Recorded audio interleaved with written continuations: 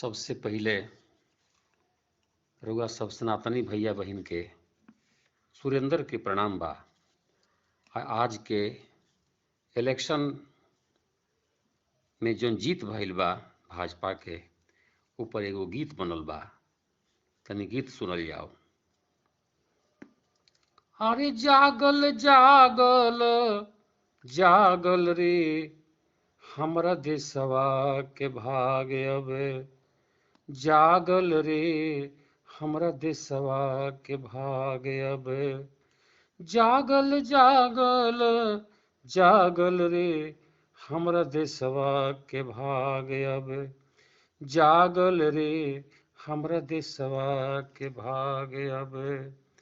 Election के semifinal जीत गईल बीजेपी, इलेक्शन के सेमीफाइनल जीत गईल बीजेपी, राजस्थान छत्तीसगढ़ है और जीतल एमपी, राजस्थान छत्तीसगढ़ है और जीतल एमपी, राजस्थान छत्तीसगढ़ है और जीतल एमपी।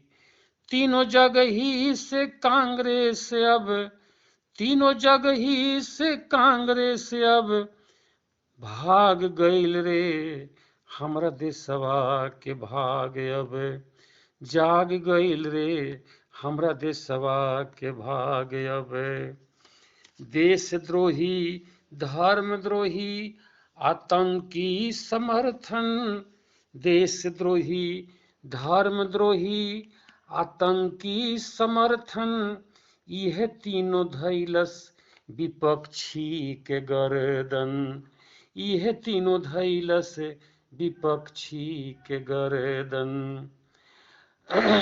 कर्नाटक के जीते कर्नाटक के जीत कैलस पागल रे, कर्नाटक के जीत कैलस पागल रे हमरा देशवा के भाग अब, जागल रे हमरा देशवा के भाग अब।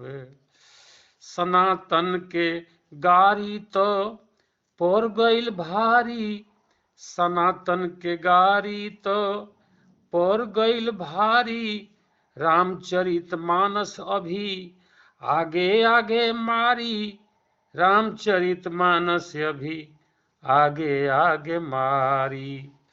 सनातन के साप संगे लाग गईल रे, सनातन के श्राप संगे लाग गईल रे हमरा देशवा के भाग अब, जागल रे हमरा देशवा के भाग अब, जागल रे हमरा देशवा के भाग अब।